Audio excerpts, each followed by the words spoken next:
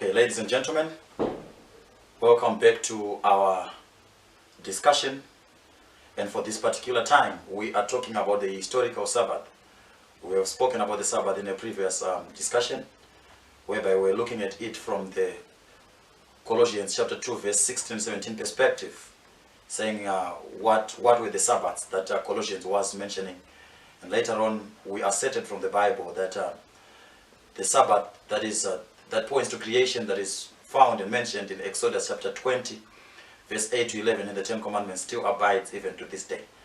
But today we also want to look at the historical Sabbath, as we also try to look historically what nations, what people, what cultures and tribes have said in reference to the Sabbath. So the sources that we are going to be looking at, number one, we'll look at the Syrian week. Why do we talk about the Syrian week? So that we also understand the Sabbath in the ancient Near Eastern perspective. Mind you, the Syrians, they were the sons of Shem, and Shem is the one who is the father of all the Semites. So the Syrians were also the sons of Shem, which came from Aram. Aram is the one who is the father of the Arameans. The Arameans are now called the Syrians, and they're the ones who spoke Aramaic. If you've ever heard of Aramaic in history or anywhere when it comes to languages, the languages of the Old Testament, there is Hebrew and Aramaic. So the Syrians, they were the ones who spoke the most dominant language in the ancient Near East. Then we'll also look at the second source. We'll also look at the Hebrew week, so that we also understand the Sabbath in the Jewish perspective. That's the Old Testament, the biblical Old Testament perspective, right? Then we'll also look at the Sabbath in the Mohammedan perspective. What is the Mohammedan perspective?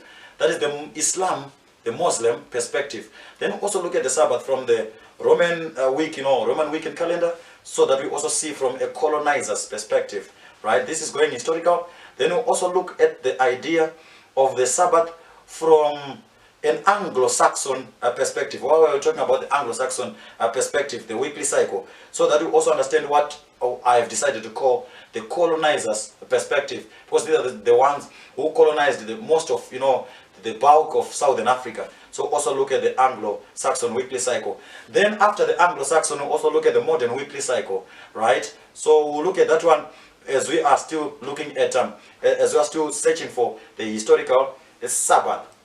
Now, as I was talking about the Syrians, I said the Syrians are the ones who are called the Arameans. They are the ones who spoke Aramaic. They came from Shem. So we also want to understand a Semitic perspective of the Sabbath. As you would also know, Shem is also the father. Maybe this one is just a bonus for you. So Shem is also the father of Apakshad. Apakshad is the father of the Chaldeans, the Babylonians. They were also Semites. And you would also notice that Apakshad is also the father of, the great-grandfather of Abraham, right? Who later became the great-grandfather of the Hebrews. So the Hebrews and the Babylonians, they were also related. They were brothers in church, right? Then we'll also look at Shem also being the father of Asher, who was also the father of the Assyrians, right? So you would say the Assyrians, the Hebrews, the Babylonians, and together with the Syrians, right? They were the sons of Shem. They were called Semites. So we are looking at the Syrian calendar, and it was fixed before the commencement of the Hebrews as a covenant nation. So the Syrian week, it was fixed by the Sabbath institution. This is what we are saying. Their week, it was fixed by the Sabbath institution. And the word Sabbath, right, to them, it denoted a week. Right, among the Syrians and Arabians, Christians, Persians, and Ethiopians, the word Sabbath denotes or indicates a week. So the ancient Syriac, that is the Syrian calendar, is the, I'll also talk about the Syrian calendar. Soon I'll talk about the Syrian calendar. And this one is also expressed, it was also expressed in the Chaldean alphabet. That's the Babylonian alphabet. Mind you, I also said these people were closely related. So as we look at the Syrians, they ruled the time when Syria became a world empire. They ruled before the Babylonians, right? So we are talking about the ancients here in this discussion. So their cycle is the one which was also used by the evangelists. Their cycle of calling the Sabbath a week. So the evangelists who wrote the Gospels, they would use the word Sabbaton to indicate a week. Like when they say Mia Sabbaton, they are saying one day of the Sabbath to express the day of the resurrection. In Matthew chapter 28 verse 1, Mark chapter 16 verse 2, Luke chapter 24 verse 1, John chapter 20 verse 1, they are saying Minya Sabbaton, one of a Sabbath. So the first day of the week, this is how they called their week. Number one, day number one. I'll read it. I'll say it in Syriac or in Aramaic. Then I'll also come to the English name. Then I'll also come to the translation. They would say on their day number one, they would say it Yom Chad Sabbath. Chad Sabbath. Then the translation would mean one of a Sabbath. That's the day that we call Sunday today. They called it Chad Sabbath. That would mean one of a Sabbath. They did not have Sunday, right? They did not have Monday. Then when it came to day number two, they would call it Clinian Sabbath. Right? That would mean two of a Sabbath. That's day two of a Sabbath. Day two of a week. Their week is a Sabbath, not the Sabbath. Then day number three, they would say Tlitai Sabbath. Tlitai Sabbath, that would mean three of a Sabbath. That's the day that we call Tuesday today. Then day number four, they would call it Revivai Sabbath. Revivai Sabbath, that would mean day four of a Sabbath. Then day number five, they would call it Chamishai Sabbath. That would mean five of a Sabbath, day five of a Sabbath. Then their day number six, they would call it Shtitai Sabbath. That would mean the eve of the Sabbath, now. But when it came to day number seven, then they would say Shivat Kodusha. That would mean the Sabbath. That was the Syrian calendar. That's the Syrian week. So you would come, even if you come to the Gospels, they would say on the eve of the Sabbath, they were using the Syrian, the ancient calendar. They did not call it Saturday, Sunday, Friday, or the likes. But these days that we call Sunday, Monday, Tuesday, Wednesday, they are days in Syria. They would say this is one of a Sabbath, two of a Sabbath, three of a Sabbath, four of a Sabbath, five of a Sabbath. Then when it came to day number six, then they would say the eve of the Sabbath, right? That's Shtitai Sabbath. Then day number seven, they would call it the Sabbath. Have you seen that there is a difference between a Sabbath and the Sabbath? The Sabbath is the particular day of rest. That was according to the Syrian week. Now let's come to the Hebrews. The Hebrews, they were God's covenant nation. These ones, they were God's covenant nation, and they are also called Jews. They are the descendants of God's friend, who is also called Abraham. And these people, they had God's oracles, and they passed through different dispensations in history. And during the Babylonian dispensation, listen to what happened. Their calendars' names changed. You would also notice the things like the Jewish calendars names, they also changed during the Babylonian captivity, and they were changed, but the weekly cycle did not. Now listen to this one.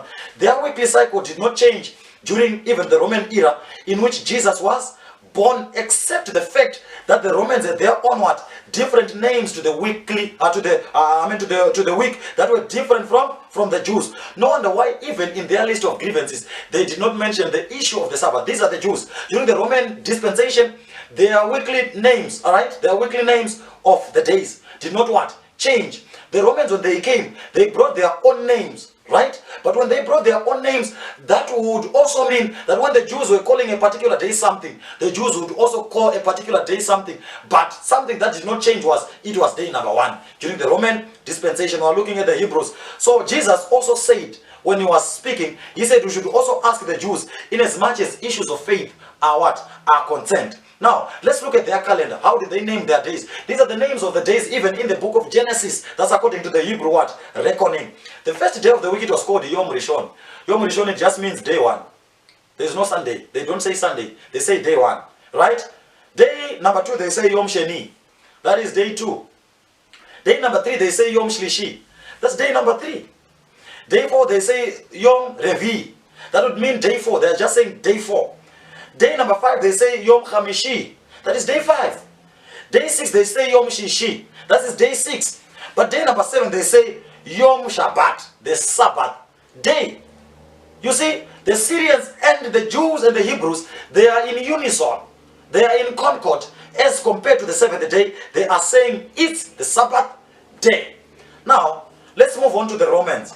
Now, Rome became a world empire, you would understand, in the year 168 BC. As they came, the Jews passed through different dispensations. We have spoken of the times when Assyria was a world empire, the Jews passed through that. When Babylon was a world empire, they passed through that. When the Romans, when the Medes and the Persians were a world empire, the Jews were also subject to them. When the Greeks were a world empire, the Jews also passed through the Greek empire. The Jews also passed through the Greek empire. And during the Roman era, the Jews were also subjected to Roman rule. So we are saying Rome became a world empire in the year 168 BC. When it became a world empire in the year 168 BC, we are also saying Rome had its own calendar and days. Right? Having its own calendar and its days, we are also saying Rome was the government of the day when Jesus was born. It was the government of the day when Jesus was born. And scholars have agreed unanimously that he was born in 4 BC. So when Jesus was born, the Roman calendar is the one that was in effect during his times. Now, so we are saying, being the government that was in power during the days of Jesus, it was also the government of the day during the days when the apostles also executed their apostolic activities. It was also the government of the day during the days when the early church fathers came into being. This was also the government of the day when the church was also organized after the catacombs, after the period when they spent outside Rome in the literal graves outside Rome, during the times when, you know, Ignatius of Antioch came trying to organize the church into one and bishopric came into power. This was the government of the day. When before the Nicene Council, you know, this was also the government of the day. The times of Athanasius, the times of Arius, the times when Christianity had the first Christian creed, this was also the government of the day. When Christianity also became a legal religion in 313 AD, after the Edict of Milan, after Constantine, this was also the government of the day. When Christianity set for the Nicene creed, at the Nicene Council, whereby they came up with the first Christian council, which is also called the Nicene Creed, it was also the government of the day. You know, when early Christian persecution started, it was also the government of the day, up until its overthrow in 476 AD by the 10 barbaric tribes. And that would also culminate to its last downfall. That was in 1453 AD, after they were overthrown by the what? By the Turks, when they were at Byzantium, their Eastern Empire.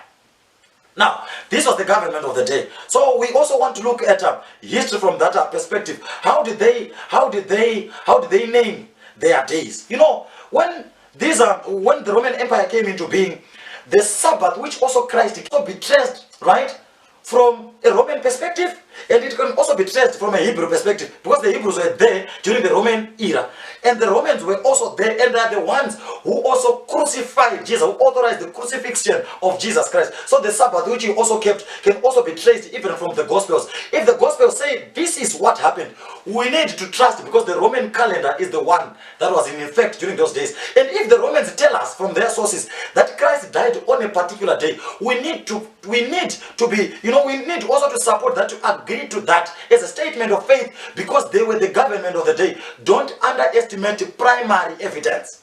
As much as the crucifixion, the resurrection of Jesus is also concerned, we also have to trust them. So, you know, the Roman calendar, it never differed with the what? With the seventh. When it came to the naming of the days, they never differed. The seventh day remained the seventh day in the Syrian perspective. It was also the seventh day in the what? In the Jewish perspective, the seventh day in the Roman perspective. But the naming was different, and how they valued those days was also somehow different. But what was different was the naming only, and they also came in with different calendar. They also came in with a different calendar. They changed also how they named their what? Their months. They are still the same months that we use, especially in Southern Africa. They are the ones that we also use.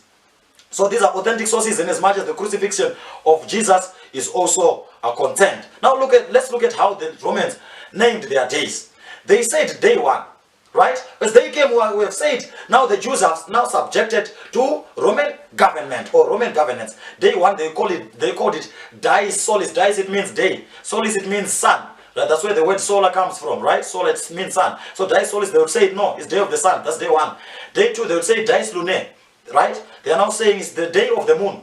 Day three, they called it dies matis. That would mean the day of Mars. It was dedicated to the god, to a planet called Mars. Day number four, they would call it Dies Mercury, which would mean the day of Mercury, of the goddess Mercury. Then they would say Dies Jovis, day number 5, which would mean the day of Jupiter. Then day number 6, it would mean Dies Veneris, which would mean the day of Venus. Then day number 7, they would say Dies Saturnae, that would mean the day of Saturn, the goddess or the god of time. Now let's come to the Anglo-Saxons.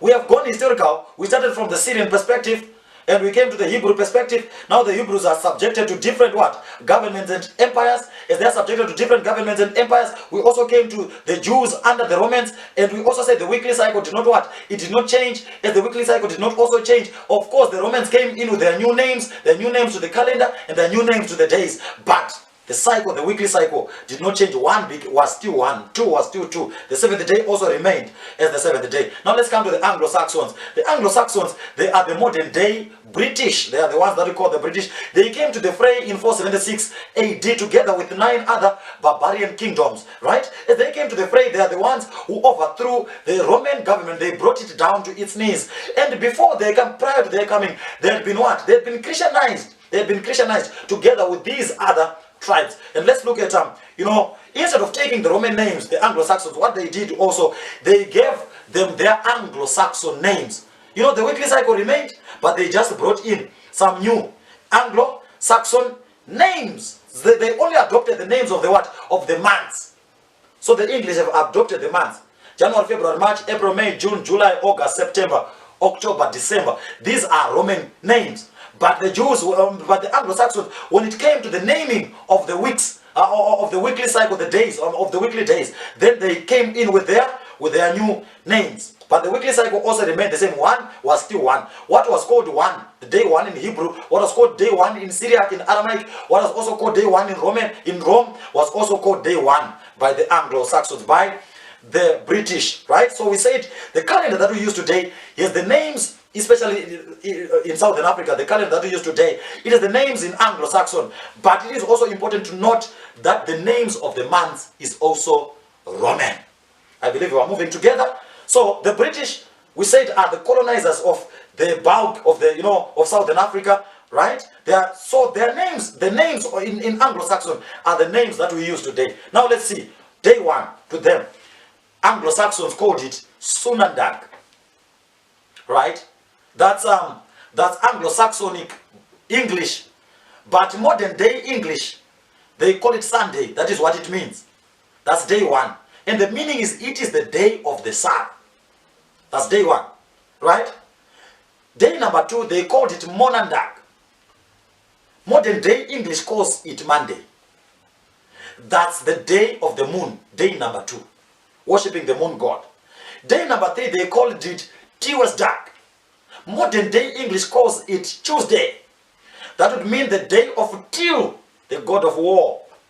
Day number four, they called it Wednesday, which would mean the modern English would say Wednesday. You still remember the English would say thee, thine, thou, that, art, and something like that, right? They would say that. But today we say you, I, something like that. So the Anglo-Saxons say Wednesday, which would mean Wednesday. That's day number four. It was dedicated to Odin, the god of storms.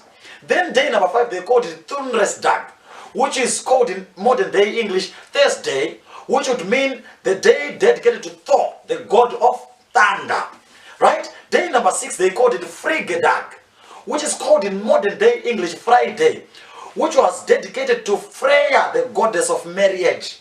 Then day number seven, they called it Saturdag, which is called in modern day English Saturday, which was dedicated to Saturn, the god of time. Now, let's watch closely what is going to happen. Let's look at the facts about days before we go to a summary point. Sunday, the day that we call Sunday today, it is called the first day of the week. I'm reading from a dictionary of phrase and fable written by Reverend E. Cobham Brewer, LLD Odams Press Limited, Long Acre, London. Right. So I'm reading from that book. He said Sunday is the first day of the week, so called because it was anciently dedicated to the sun, as Monday was to the moon. Okay, so Sunday is the first day of the week, right? Day number two, he says Monday is the second day of the week, right? Then when it comes to Wednesday, it says, I'm reading from the same book again, from Brewer, from Cobham and Brewer. It says Wednesday, Odin's Day, called by the French Mercredi, Mercury's Day, The Persians regard it as a red letter day because the moon was created on the 4th day. Do you see what they are saying now? It is also in unison with the Bible. They are saying the moon was created on the what? On the 4th day. And Genesis says it's true. The moon was created on the 4th day. So Wednesday is called Mercury's day or Mercredi, because the moon was created on the 4th day. When you come from the 4th day and say Wednesday, Thursday, Friday, Saturday, and when you come to Saturday, you obviously come to it as the 7th day, Sabbath. Now, let's come to Thursday. They say this is the day of God Thor, called by the French Judy, that is Jove's day. Both Jove and Thor were gods of thunder, and formerly Thursday was called Thunder Day. Let's come to we're still talking about facts about days, right? Let's come to Friday. They say the 6th day, right? The 6th day of the week was the Dies Veneris in ancient Rome. That is the day dedicated to Venus. The northern nations adopted the Roman system of nomenclature. When you say nomenclature, we're saying the selecting of certain names, of certain things, right? The selecting of names for things in a particular field. That's nomenclature. So we are saying, and the 6th day was dedicated to their nearest equivalent to Venus, who was Frigg or Freya, right? And hence the name Friday. In France, the Latin name was kept, and Friday is Vendredi up to this day. So Friday was regarded by the Norsemen as the luckiest day of the week, right? Among Christians, it has been regarded as the unluckiest because it was the day of our Lord's crucifixion. And it is, accordingly, a fast day in the Catholic Church. They fast. Look at this one. The Mohammedans, the Muslims, how do they view this one? The Mohammedans, among whom Friday is the Sabbath, they say Friday is the Sabbath, the Mohammedans. They say that Adam was created on a Friday. That is what the Mohammedans say. Before we come to the Bible, you see, history is also pointing us, it is also in unison with what the Bible says. Friday is the 6th day, well, Thursday is the 5th day, right? Wednesday is the what? Is the 4th day. Tuesday is the 3rd day, Monday is the 1st day, and Monday is the 2nd day, and and Sunday rather is the 1st day, and Saturday is the 7th day. Historically, there is no dispute. Now, let's come. We just want to see. Saturday, they say it is the 7th day of the week. These are facts about days. Now, let's come to a summer of the days. The Syrian calendar, it says Yom Chad. That would mean one of a Sabbath. When they were saying so, the Hebrews would be saying, this is Yom Rishon. They would say this is the 1st day. And the Latins, they would say no. According to us, this 1st day is Dies Solis. And the Anglo-Saxons would be saying no. This is Sanandag. And the English name will be Sunday. Sunday is the 1st day of the week. In all these, they are just called, it's a different name to the 1st day of the week. Right? The Syrians will be saying today is Yom Tinian Sabbath. They are saying it is day 2 of a week. And the Hebrews are saying, no, we cannot say Tinian Sabbath, but we are saying Yom Sheni. It's the 2nd day according to us.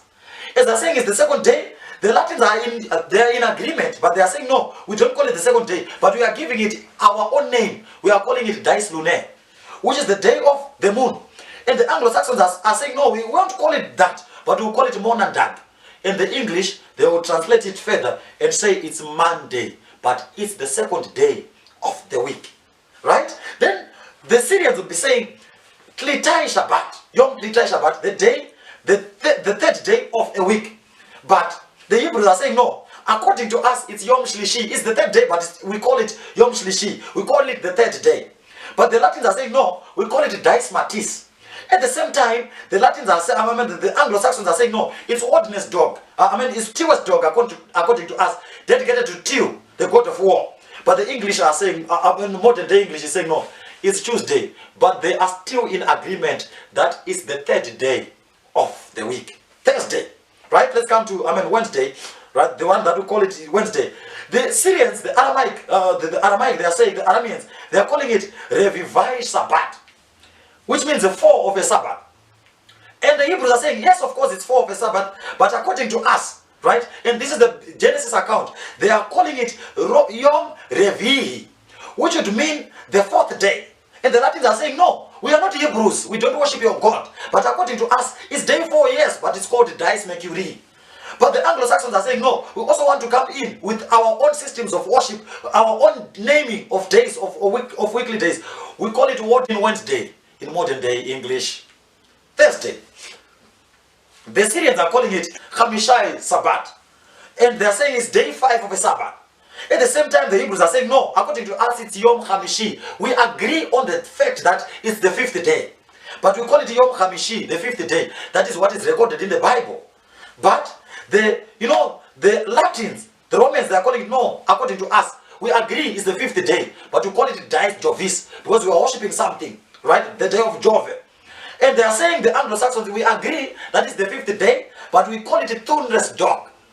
And modern day English would say, call it Thursday, but it's still in agreement that it's the 5th day of the week. We have never lost a count. We've never lost track of the weekly cycle, right? When it comes to the 7th day. Now, let's look at the 6th day. They are calling it, the Syrians, they are calling it Shtitai Sabbath. Whereas they are saying Shtitai Sabbath, they are saying it's the eve of the Sabbath. The Sabbath is about, the eve of the Sabbath. The Sabbath is about to begin. The proper Sabbath, the day of rest. If they are saying so, the Hebrews are saying no. According to us, we are not calling it like the Arameans who call it Yom Shishi. That is the 6th day, right? And the Latins are saying no. We are not Hebrews and we are not Syrians, but we are in agreement that this is the 6th day. But according to us, we will call it Dies Veneris. If they are calling it Dies Veneris, the Anglo-Saxons are saying no. We are also coming in. We are in agreement that this is the 6th day, but we will call it Friga Dog, and which will later be translated into our simple English now, Friday. They are always in agreement. History is in agreement that it's the 6th day. Now let's come to the 7th day. The Syrians are saying no. Shivat Kudusha is the Sabbath. By the way, there's a difference between a Sabbath and the Sabbath. The Sabbath is the proper one, the particular one. They are saying it's the day of rest. If they are saying so, the Hebrews are saying no. We are also in agreement with this, the 7th day, but we have our own name because of our language. We call it Yom Shabbat. They are also saying it's the 7th day, the day of rest.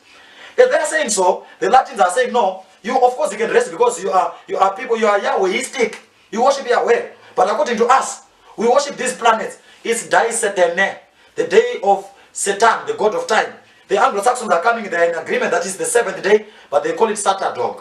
And English, modern day English, would call it Saturday. So in terms of the days, day 1, day 2, day 3, what only differs is the naming. But they are in agreement that this day, but these ones are giving a certain name, but they are in agreement. The Syrians, right, they are in agreement with the Hebrews, they are also in agreement with the Anglo-Saxons, the Romans. They're also in agreement with they're also in agreement with the Latins. They're also in agreement with the Anglo-Saxons and the modern day English people or modern day British. Now, let's look at the point. Is the Bible also in agreement with the historical events on the Sabbath?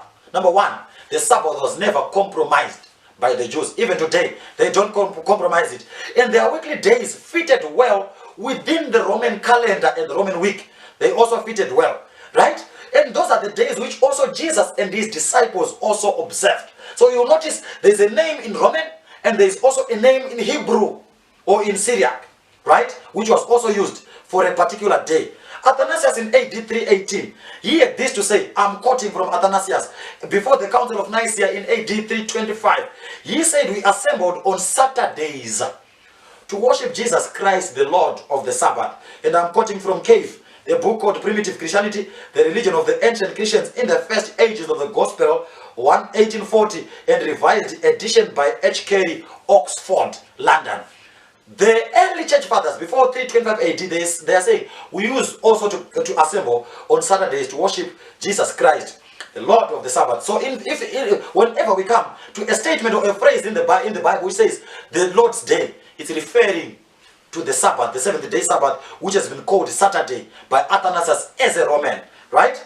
Then Mark 15 verse 42 to 47, it also mentions Jesus Christ was crucified. It says Jesus Christ was crucified and died on preparation day, because mind you, the evangelist is also using the Syrian calendar, the Syrian week. So he says it was the eve of the Sabbath, but the Romans are in agreement on that particular day. It was a Friday and the Sabbath was about to begin. Saturday was about to come. The Romans would say Dies Satanae was about to come, but the Syrians would say the Sabbath was about to come. So the Sabbath is Saturday according to the Romans. The 7th day is Saturday, and it's also a Sabbath to the Hebrews and the Syrians, right? We still use the same weekly cycle, but it is only Anglo-Saxon names in modern British. Mark 16 verse 1 to 9, it says he rose on the first day of the week, Mia Sabbaton. And the Romans are saying that first day of the week is called Sunday. It's in unison and it's in concord with what they are saying. The first day of the week is Sunday. Jesus Christ rose on Sunday and the Sabbath was passed. Now listen to this amazing discovery that I just discovered as I was doing a research on the historical Sabbath. The conception of the influence of the planets, right? Influence of the planets. It was Babylonians. Mind you, the astronomy and astrology, they were the order of the day in Babylon. So this concept of the influence of planets, it was strictly Babylonian. Then number two, the mathematical working out of the planets, it was exclusively Grecian. It came from Greece. Mind you, are also talking about mathematicians, Pythagoras and the likes. You know, order and logic and mathematics, they came, and even medicine, they came from the Greeks. So the concept of the mathematical working out of the planets, it was exclusively Grecian. It came from the Greeks. Then the division of the day into 24 hours, that one, it was strictly Egyptian. The division of the day into 24 hours. People will also ask, when God said, he said evening and night was there. So when did this concept of the 24-hour come into being? It came into being because of the influence of the Egyptians. But now look at this one. It's an amazing fact. The free continuous 7-day week, right, was particularly Jewish. The free continuous 7-day week was particularly Jewish. You know, even the evolutionists, they cannot explain the reason as to why we have a week. We have a 7-day week. Why is it that we don't have 8 days week, and 8 days weekly cycle, or 21 days weekly cycle? Why do we have a 7 days weekly cycle? It's because of the creationists who were Hebrews. This concept was strictly Jewish. I'm quoting from the International Standard Bible Encyclopedia, edited by James O. MADD, Volume 1, and it's talking about astrology, and page is 299. Even evolutionists cannot dispel this and cannot explain clearly where the idea of the 7 days came from. Historically, it's coming from people who believe in creation. You know, Syrians, they also come into being, they fit into the groove. You know, Hebrews, they fit into the groove. The Babylonians, they fit into the groove. The Romans, they also fit into the 7-day cycle. But what only changes with them is the naming of the days. Now, let me say, so Saturday is the 7th day of the week, historically. Even when you consult the Muslims, Saturday is the 7th day of the week. When you consult the Romans, Saturday is the 7th day of the week. When you consult the British, the Anglo-Saxons, Saturday is the 7th day of the week. When you consult the French, Saturday is the 7th day of the week. When you consult the Hebrews, Saturday is the 7th day of the week. When you consult the Syrians, Saturday is the 7th day of the week. Even biblical, this is in concord, right? Now, didn't the changes in the calendar also affect the Sabbath? So the biblical Sabbath is Saturday for now. The biblical Sabbath is Saturday. That's the Sabbath which Jesus kept. That's the Sabbath which also the apostles kept. That's the Sabbath which the early church fathers also kept. That's the Sabbath which, you know, early Christianity also kept. This is the Sabbath which Mary kept. This is the Sabbath which also Abraham and Adam kept. Because historically, taking it from the Syrians coming down, we don't see any change in the weekly cycle. Now, if we had time, we would also talk about leap years, we would also talk about the Mohammedan calendar, we would also talk about the Newgate calendar, the French revolutionary calendar, we would also talk about these things. But they are also in agreement that 7th day, which we call Saturday, is the 7th day of the week, as the Bible says, right? The 7th day of the week, they are also calling it, it's Saturday today. Now, let us go to the Julian calendar.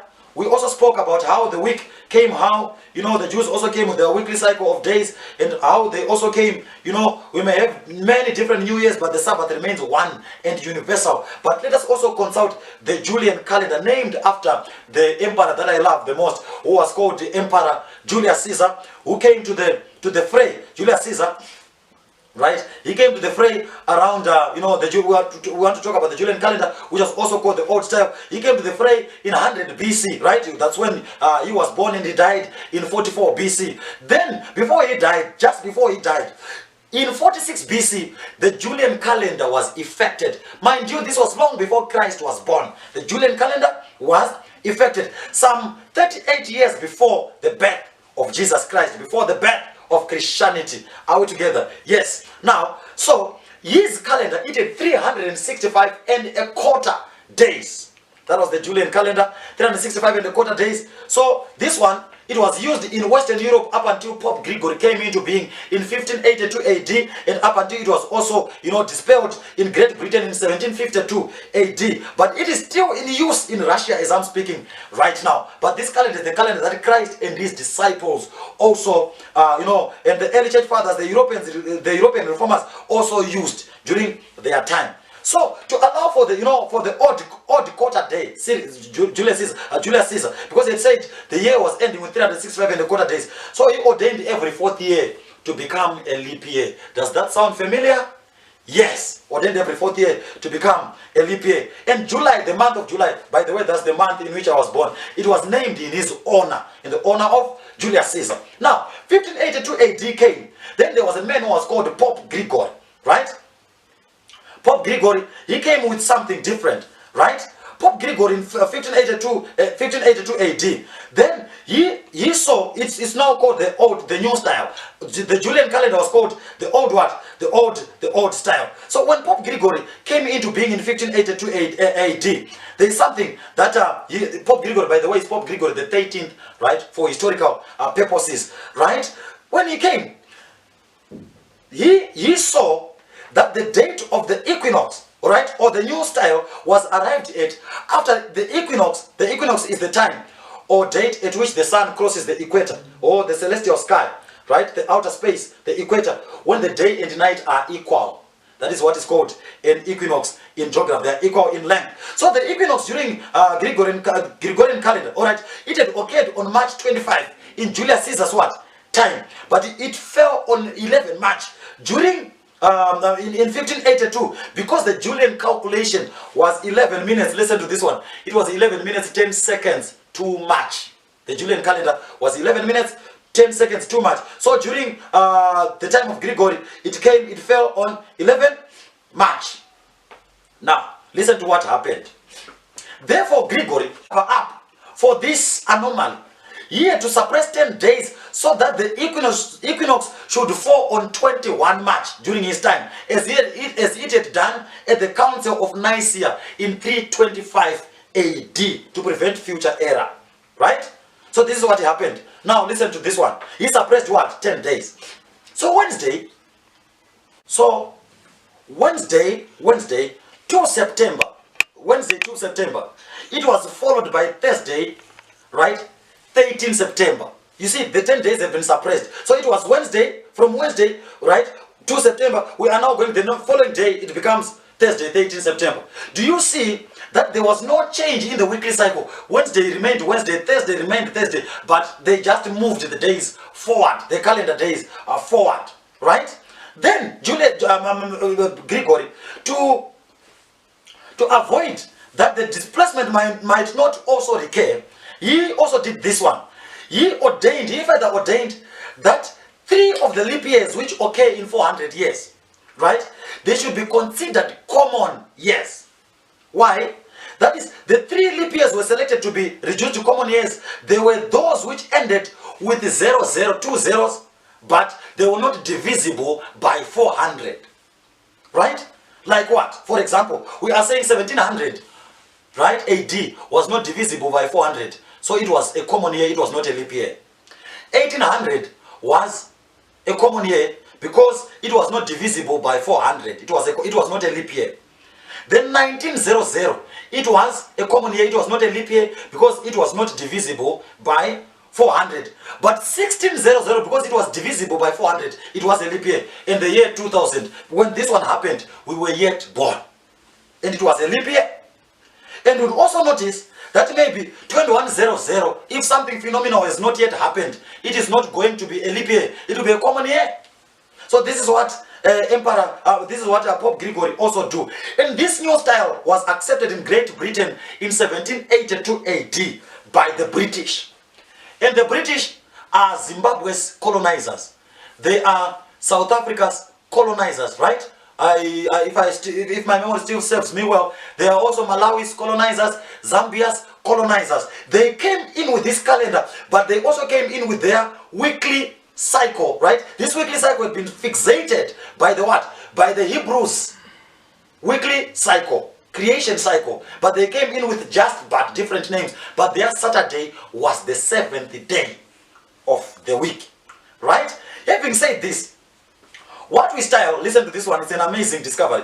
What we style 14 August 1907, the Russians style it 1 August, but both call it Wednesday. We can differ in names, we can differ, in dates. When some are saying 14, when some are saying 1 August, some are saying 14 August, we can differ in that. But what does not differ is that it's the same day, it's Wednesday, it's Wednesday. I quoted that one from the Catholic Encyclopedia, volume 3, right? It's talking about chronology, page 740. Now, let's listen, let's look at what also happened. This one transpired in AD 321. We are talking about a certain emperor who was called Constantine. By the way, I respect this man, because before he came to the fray, before he came to the fore, Christianity was an illegal religion. And he's the one, when he came to the fore, 313 AD, he signed the Edict of Milan together with Licinius. After signing the Edict of Milan, this is the one which granted freedom to all the Christians. This is the one which also said, accepted Christianity as a legal religion. And he has been dubbed by most historians as the first Christian Caesar. He was a Christian Caesar. He liberated Christianity to become what it is today. Then he would go ahead, 325 AD, he also convened a meeting which was called the Nicene Council. He called the leaders of the church to come and deliberate on the nature of Jesus Christ. Was he human? Was he God was promoted to be human? The homo ousios and homo ousios in Greek. Homo ousios, which would mean Jesus is of the same substance as the Father. But homo ousios, some would say, is he like of the same substance as the Father? So Constantine called the elders of the church for them to come and convene a meeting, and they came with the first Christian creed, which said Jesus Christ is of the same substance as the Father. So we respect him in AD, 330, then he would move his capital city from Rome and he would go to Byzantium to Christianize also the East. That's why we talk of the Eastern Orthodox Church and Byzantium, which was later overthrown in 1453 by the Turks. But Constantine had done his part, and he died also in AD 337 after he had done some phenomenal work, worth remembering and worth recognizing for Christianity's sake. But Constantine, also, though accredited for the Edict of Milan and recognized in Christian, and also recognized in Christianity as the first Christian Caesar, this is what I also came across as I was doing my research, excavating, right, about the historical Sabbath. It says here, the quotation says, it was Constantine who instituted Sunday as a public holiday, although he emphasized that it should also be considered sacred to the sun. Mind you, he was a Roman. Sacred to the sun, dies solis, the day of the sun, right? And one can therefore believe that Constantine was a pagan ruler, still superstitious and leaning towards his old beliefs, but at the same time he felt that he had been selected by the new God for special favors. Constantine himself was baptized a Christian shortly before his death. And I quoted this from a book which was also used by our fathers when they were doing history. It's called The Pattern of History, Book 1.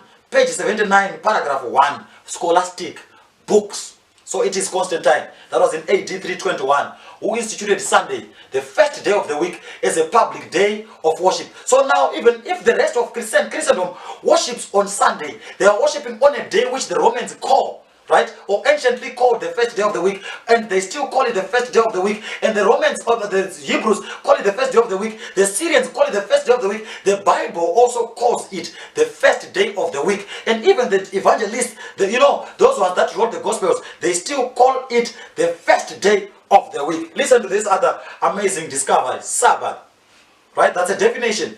Properly, he says properly, the seventh day of the week, enjoined to the Hebrews by the fourth commandment, Exodus chapter 20 verse 8 to 11, as a day of rest and worship. The Christian Sunday, the Lord's Day, is often wrongly alluded to as the Sabbath. I'm quoting from a dictionary of phrase and fable by Reverend E. Cobham Brewer, LLD Oldham's Press Limited, Long Acre, London. This is what it says. It says Saturday, Sabbath, properly is the seventh day of the week, enjoined to the Hebrews by the fourth commandment. But this one, which is called the Christian Sunday, surely it is wrongly alluded to as the Sabbath. It's not the Sabbath of the Bible. And as we said, as we spoke earlier on, we also said first day text in the Bible, they also point to Sunday. There is no reference whatsoever in the Bible where God says you should now go to church on Sunday, or Sunday has become the Sabbath, the Christian Sabbath. We also saw historically the early church fathers, they still revered the Sabbath, the seventh day Sabbath, Saturday, the day which you call Sabbath, Saturday, the day which was also called the Sabbath by the Syrians, the day which was also called Daisetene by the Romans, the day which was also called Saturday and Saturday by the English, the day which was also called the Sabbath day by the Hebrews. It has remained Saturday up to now. God never ordained another day except that even the New Testament church also observed it as God's holiday, and even this Saturday shall also be observed in the New Jerusalem. Isaiah chapter 66 verse 22 and 23. But nonetheless, history confirms and affirms the day that we call Saturday today as the seventh day. And the Bible says, Exodus chapter 20 verse 8 up to 11, remember the Sabbath day to keep it holy. 6 days you shall labor and do all your work, but the seventh day is the Sabbath, the seventh day. When we say the seventh day, we are also saying the seventh day, that's the Sabbath, the Shabbat, according to the Syrians, that one which is also called the Sabbath day, according to the Hebrews, that one which is called Daisetene, according to the Romans, that one which is called Saturday by the Anglo-Saxons, that one which is called Saturday by the Englishman today. That one God is saying, it is my day of rest.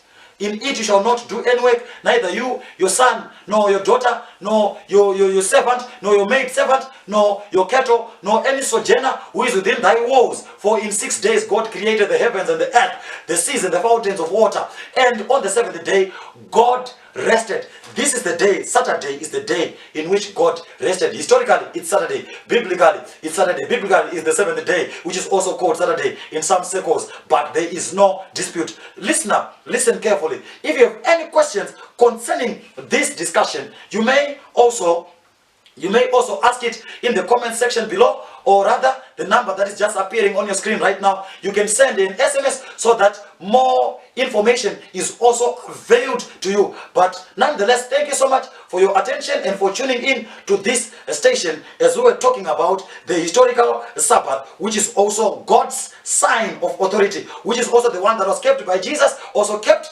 by the apostles, and which is also the one that is supposed to be kept by Christianity today. There is no doubt whatsoever that Saturday is, the day that we call Saturday is the seventh day of the week. And it is that day which God ordained, not to do any pleasure in that day, not to seek any self-pleasure in that day, but to sit down and to go to church and to worship God, the Lord of the Sabbath, according to our elder Athanasius, the presbyter of Alexandria in AD 318. Otherwise, thank you so much for your special time. Shall we pause for a moment of prayer for this amazing discovery that we have discovered historically?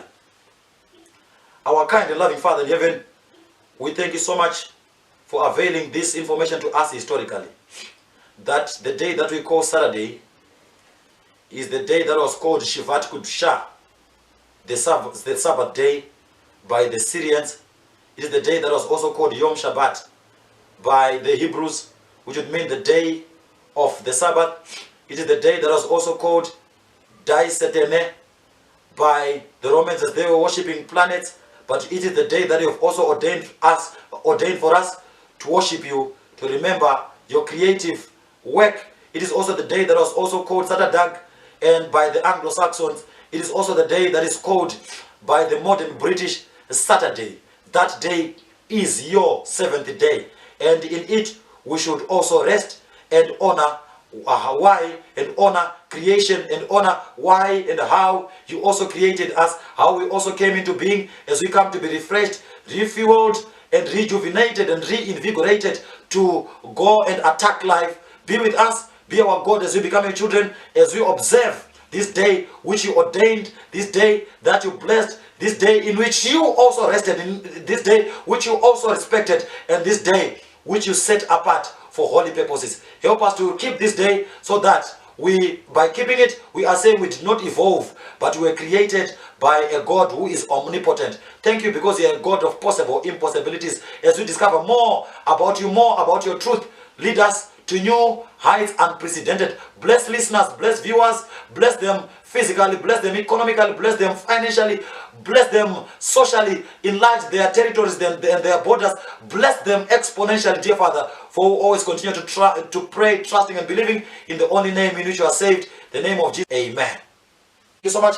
Keep on tuning to this channel, and if you have any questions, there is the link in which you are supposed to reach out to us so that we send more material and to discover the world of the Bible and the world around the Bible together. For now, it's Bible for now. Thank you so much. Goodbye. Have a lovely day and enjoy together with your parents and friends. Don't forget to share, but don't forget to buy the truth and sell it not. And also wisdom and instruction and understanding. And the truth comes from God's word, and the truth comes from around us as we look for more, as we discover these amazing gems about our God that inform our practice, our day-to-day practice. God bless you. God be with you from now up until we meet again. It's bye-bye for now.